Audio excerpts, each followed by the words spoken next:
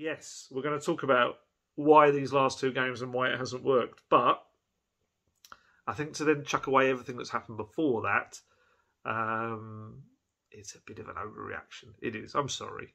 I know people won't like to hear that, but I kind of feel it is. And that's maybe me being able to step away a little bit from it and look down on it. It helps. You know, like I've said this before, the whole journalism thing does beat the fan out of you slightly. And you have to kind of look at stuff in a slightly more objective manner. And I think if you spoke to most people outside Tottenham and asked about Spurs season, you know, they'd say pretty much Conte's rescued it. And I think that is really the case. But, you know, 5 games to go. It can still be very, very, very good finish to the season. But if they do anything like they did yesterday or last Saturday, they're not going to do it. It's as simple as that. So the frustration with the system. Look, Conte has 2 main ways he plays. It's a 3-5-2 or a 3-4-3. We know this. 3-5-2 is probably the one he's preferred in recent years at Inter Milan. At Chelsea, it was a bit of a mix. It was mostly like a 3-4-2-1 at times, a 3-4-1-2. I guess a 3-4-3, essentially, just with different tags. But the problem with at Tottenham right now is that I get everyone keeps saying, oh, why doesn't he just go with a 3-5-2? He can't really at Tottenham. He doesn't have... And this is partly his fault because he chose to let go of Tanguy Ndombele and Giovanni Lo Celso. But those 2 players are the midfielders that make a 3-5-2 work. You know, you can't play... The only way Tottenham could play it would be to have Winks, Bentancur and Højbjerg all in that middle. That's not really how a 3-5-2 works because you haven't really got a proper playmaker type in there to make it creative. Otherwise, you are then pretty much playing with a back 8 and then 2 up front. It doesn't really work like that.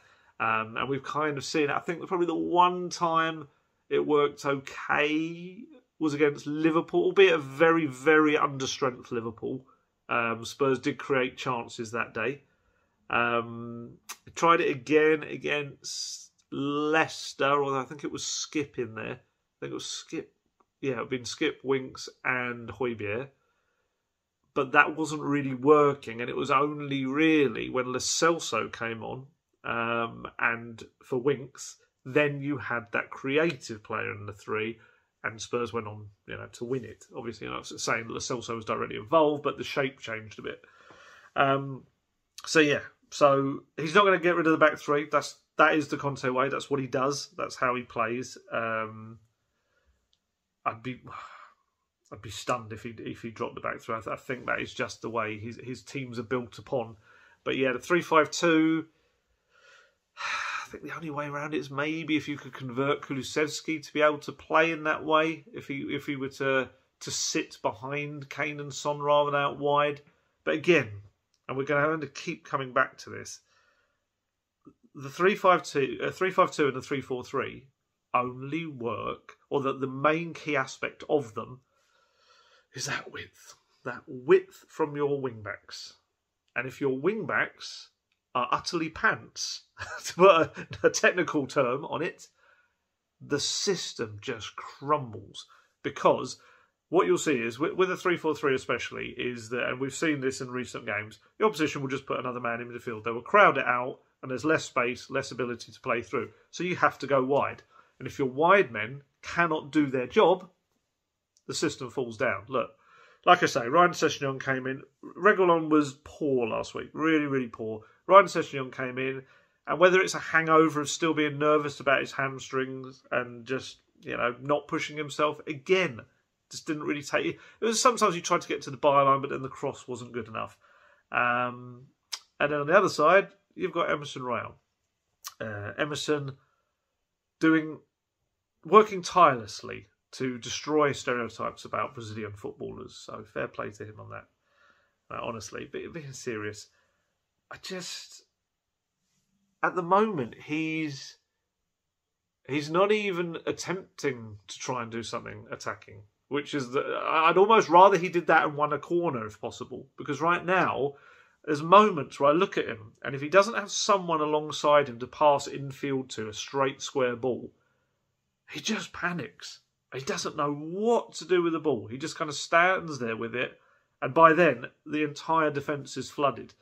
And I do feel for 쿨루셉스키 as well, because I don't think it's any coincidence that when he had Matt Doherty behind him, we had this great partnership down the right we were able to see. And 쿨루셉스ki was confident. 쿨루셉sky knew where he was going, what he had to do.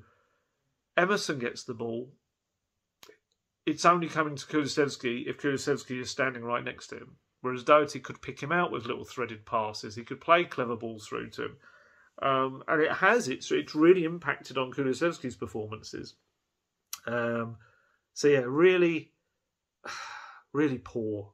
Really poor. And that's why I think Conte made that sub, which again we'll come to in a bit, which was a little bit of a controversial one when I said it was about to happen on social media, of Davinson Sanchez coming on. It was purely because I just think he felt he had to shift. Well, there was two reasons to it, but we'll come to that in a little bit.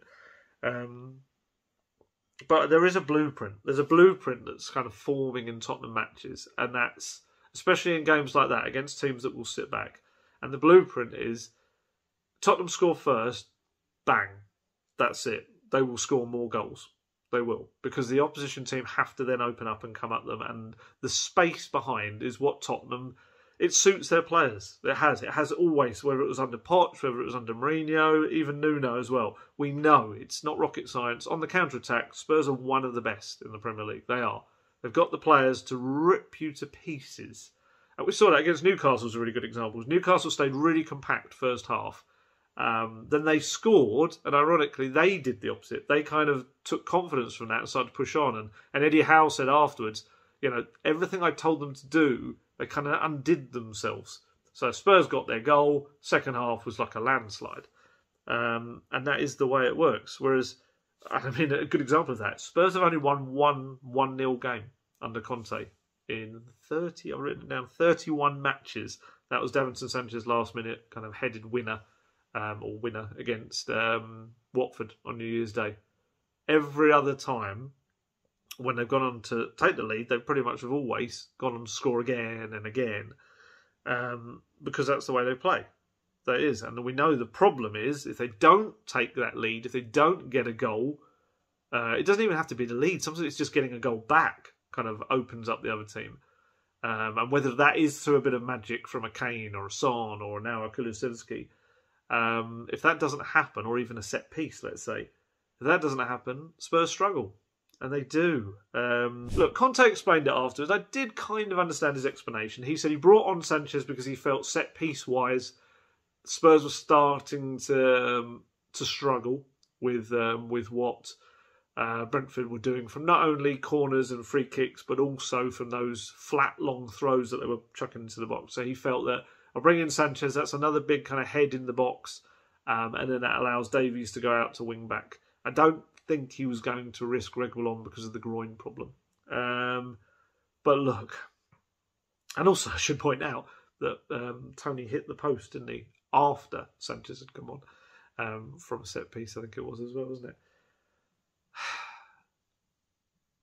I get why Conte did it, but was it a substitution to inspire anybody? Of course not. To shore up your defence when you're looking for a goal. He said, I think he explained it somewhere down. Did I write down that quote? I don't think I did, to be fair. But essentially, you remember he spoke about balance. He spoke about it's not always about attacking. You also do have to fix kind of things at the other end of the pitch.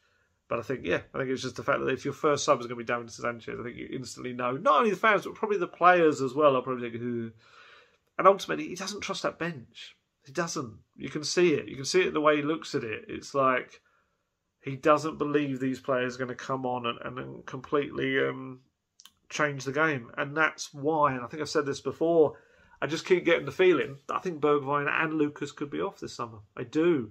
Bergwijn clearly isn't playing, even when he had lots of confidence, even whatever Conte says about him. I don't know. I wonder, is behind the scenes, is he... we look at someone like Matt Doherty, who was out of the team but was training like an absolute nut, and that was noticed, and that got him chances.